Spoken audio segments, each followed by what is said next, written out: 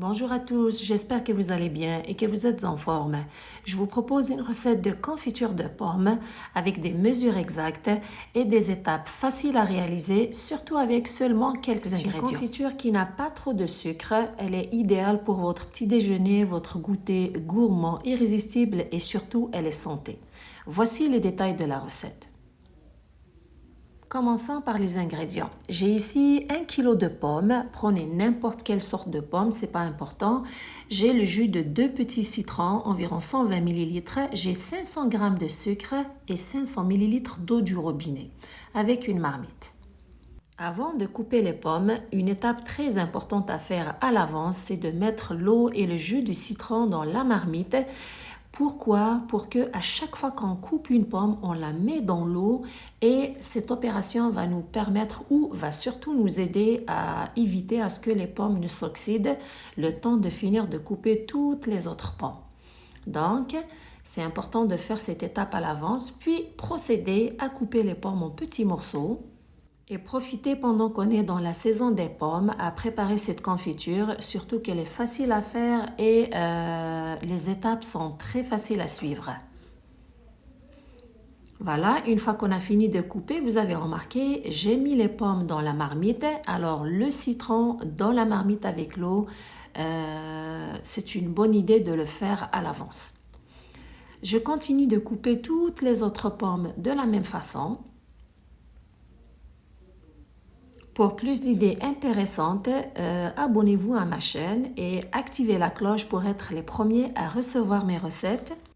Je continue de couper toutes les pommes de la même façon.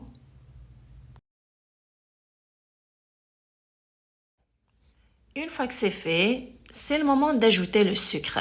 Si vous voulez avoir une confiture plus sucrée, vous pouvez ajouter plus de 500 grammes, comme entre 700, vous pouvez mettre entre 700 à 800 grammes, mais croyez-moi, avec 500 grammes, vous allez avoir une bonne confiture qui est juste bien sucrée.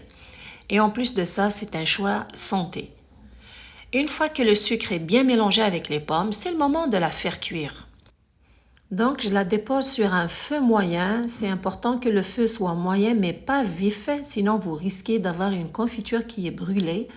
En même temps, je fais stériliser le pot dans lequel je vais garder ma confiture après sa cuisson. Donc, après avoir mis la marmite avec le mélange sur un feu moyen, bien mélanger le tout et le laisser sur le feu jusqu'à ce que ça commence à bouillir. Et tout au long de la cuisson de la confiture, vous allez remarquer qu'il y a une mousse qui se forme dessus le mélange. Prenez soin de l'enlever, donc c'est important de l'écumer. Pendant qu'elle est en train de cuire, n'hésitez pas à mélanger de temps en temps pour éviter à ce que les pommes ne collent au fond de votre marmite. Et surtout, si vous voulez, vous pouvez pendant cette étape écraser les morceaux de pommes à l'aide de votre spatule ou vous pouvez juste mixer votre confiture après sa cuisson. Continuez à mélanger, bien sûr, mais c'est vous qui décidez surtout de la consistance de votre confiture.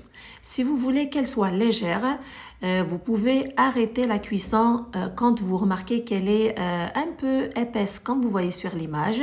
Sinon, vous la laissez cuire un peu plus longtemps pour avoir une consistance qui est plus épaisse et gélatineuse.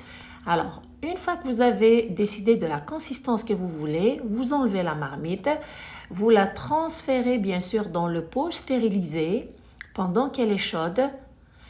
Donc, une fois que le pot est rempli, vous le laissez sur le comptoir jusqu'à ce qu'il refroidisse, puis vous le mettez au frais.